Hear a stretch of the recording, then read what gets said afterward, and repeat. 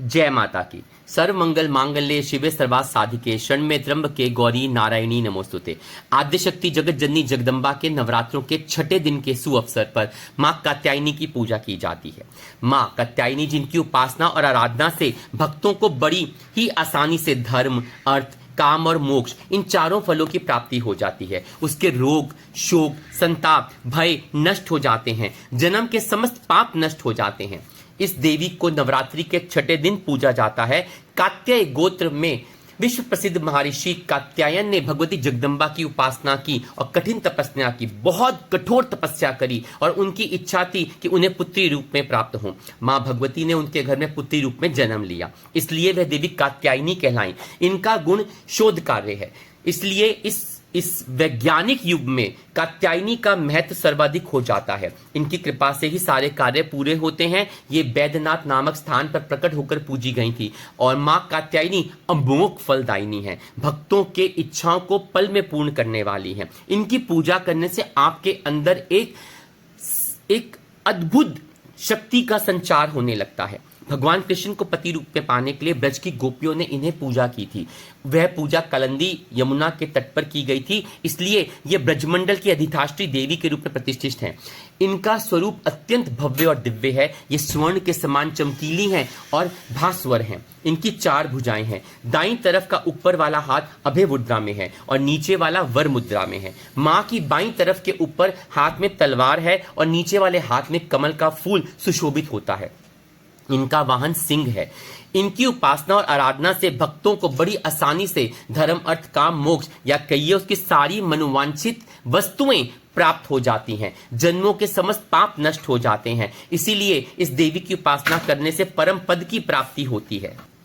मां कात्यायनी की पूजा आप जब सुबह उठें तो सूर्योदय से पहले स्नान करें, पीले रंग के वस्त्र धारण करें। आप चाहे तो लाल रंग के वस्त्र भी पहन सकते हैं। इसके बाद सबसे पहले गंगा जल से पूजा स्थल को दोबारा से शुद्ध कर लें और उसके बाद सर्वप्रथम कलश की पूजन करें। फिर मां कात्यायनी का मंत्र का जाप करते हुए उन्हें वस्त्र अर्पित करें। इसके बाद आप घी का दीपक जलाकर पूजा आरंभ करें और सबसे पहले माता को रोली का तिलक करें। अक्षत, धूप और पीले रंग के फूल मैया को अर्पण करें। मां को पान के पत्ते पर शहद लगाकर और बतासे में लौंग रखकर जरूर अर्पित करना चाहिए। अंत में कपूर की आरती से मां कात्यायनी स्वरूप की आरती करें। इस तरह से मां का पूजन आप संपूर्ण कर सकते हैं। जब आप आरती कर लें तो मां को पीले रंग की मिठाइयों का भोग लगाना चाहिए। माता को शहद से बने हुए हलवे का भोग भी प्रिय है, वो भी लगाना चाहिए। आप इसमें शहद का उपयोग कर सकते हैं, वो बहुत ही मैया को प्रिय और लुभावना लगता है। अगर हम कहें कि माता को भोग में सबसे प्रिय क्या है, तो शहद से बने हुए हलवा या खीर ये मैया को अत्यंत प्रिय होता है। ये आप माँ को अर्पण कीजिए, माँ बहुत जल्दी प्रसन्न हो जाती हैं। माँ को गेंदे का, कमल का और पीले गुड़हल का फूल बहुत ही शुभ चढ़ाना माना जाता है। अगर आप इसको चढ़ाते हैं तो आपके विवाह में आ रही बाधाएं जो होती हैं, संकट होते हैं, रुकावटें होती हैं, वो दूर हो जाती हैं और मनचाहा जीवन साथी आपको प्राप्त होता है। और माँ को आप जायफल जो होता है वो चढ़ाइए। उसके अलावा आप जो भी ऋतु के फल हों, मीठे, रस भरे, वो आप मैया को अर्पण कीजिए। इससे मैया अत्यंत प्रसन्न हो जाती हैं और माँ आपको मनवांछित फल प्राप्त देती हैं। मिठाई में आप इसमें बेसन के कोई भी या पीले रंग की मिठाई खास करके वो माँ को अर्पण कीजिए। इसको चढ़ाने से आरोग्य, धन और यश की प्राप्ति होती है। अगर हम रंग की बात करें तो माँ को लाल और पीला रंग ये बहुत ही प्रिय है और ये चढ़ाने से आपको शक्ति और आरोग्य, धन, समृद्धि, यश, वैभव ये सब आपको प्राप्त होते हैं। जैसे कहा जाए लाल रंग क्यों, क्योंकि उग्र और योद्धा जैसा स्वभाव दर्शाता है लाल रंग। तो यह बुराई पर अच्छाई की विजय का प्रतीक है और माँ इसी गुण के कारण लाल रंग को प्रिय करती हैं, क्योंकि भक्ति और स्नेह को भी व्यक्त करता है लाल रंग। पीले रंग को क्योंकि कात्यायनी को इसलिए चढ़ाते हैं क्योंकि यह रंग आरोग्यता, धन, यश की प्राप्ति से जुड़ा है और माँ की पीले रंग के पूजा करने से, पीले रंग के वस्त्र चढ़ाने से, पीले रंग के फूल चढ़ाने से, पीले रंग के भोग चढ़ाने से आपको ये चीजें माँ से आशीर्वाद के रूप में प्राप्त हो जाती हैं।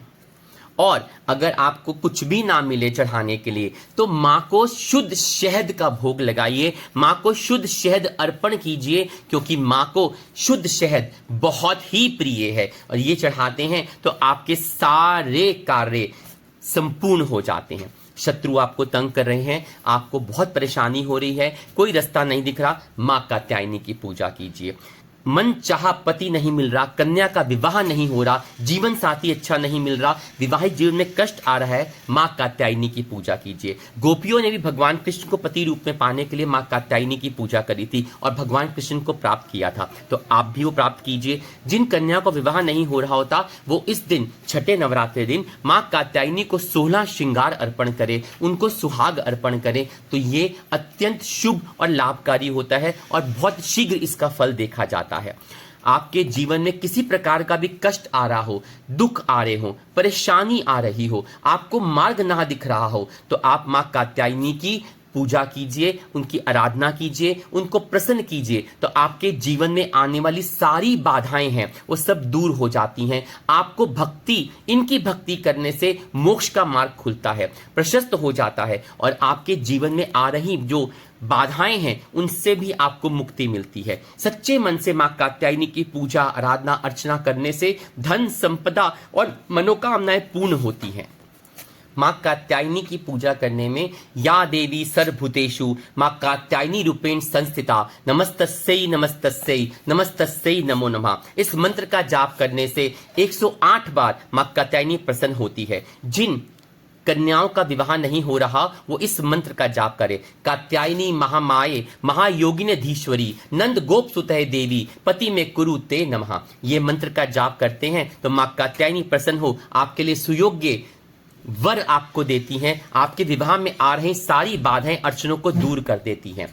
इसके अलावा आप जो मां कात्यायनी के बीज मंत्र हैं, जैसे क्लीम श्री त्रिनेत्राय नमः का जाप कर सकते हैं, ओम देवी कात्यायनी नमः का जाप कर सकते हैं। इन सब मंत्रों का जाप अब नवरात्रों के छठे दिन कीजिए, कम से कम 108 बार इसका जाप अवश्य कीजिए और मां कात्यायनी को प्रसन्न कीजिए। आशा करते हैं कि आपको ये जानकारी बहुत ही लाभदायक लगी होगी और आपको इससे शुभ फल प्राप्त होंगे। पसंद आई हो तो लाइक कीजिएगा, शेयर और सब्सक्राइब भी कीजिएगा। अगर अभी तक परिवार का हिस्सा नहीं बने हो, अपने कुटुंबजनों के साथ भी इनको साझा कीजिए ताकि वो भी हमारे परिवार का हिस्सा बन सके। और हाँ, कमेंट करना मत भूलिएगा। जय माता की तो लिखना बनता है ना, क्योंकि जय माता की से तार जुड़ते हैं। तो सारे प्रेम से बोलिए जयकारा शेरा वाली दा, बोल साचे दरबार की जय।